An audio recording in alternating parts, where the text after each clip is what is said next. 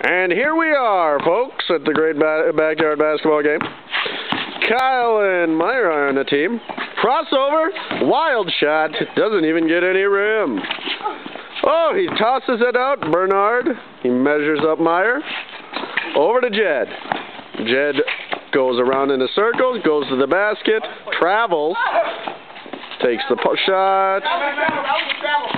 Yes, it was. He even called it. I did too. You guys got called. That was a travel. No. Jet. Uh-oh, nobody is guarding Kyle, but luckily he can't shoot, as he has already proven. He dribbles, he passes, Meyer passes, shot up, not even close again. Meyer, no good. What? Yeah, I will later. Here comes Jed. Oh, there he goes. To the hoop. Oh, what the pass and the jumper. No good. So far, we have had 0 points scored. To the hole with authority. What are you doing? And it's in. And Meyer celebrates. Shea, the only spectator, passes the ball back in. Jed has been embarrassed so far. We'll see if he can make it happen. He looks. He kind of palms the ball. Luckily, this is backyard basketball.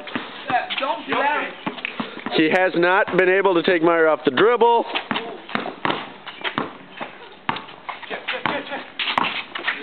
You would think this would be simpler. He should just take him to the hole. Oi, oi, oi. Oi, oi, oi. This is some ugly basketball. He fires. No, not even close. And Meyer is dominating. Here, let me take it.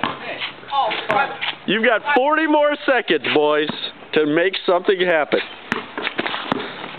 There goes Bernie. Runaway train. Jed. Oh, it's finally in. 25 seconds till I'm going to stop filming this monstrosity. He cannot dribble with the other hand, apparently. Meyer is going to go to work once again. Pivot. And just misses. And Kyle does not crash the boards.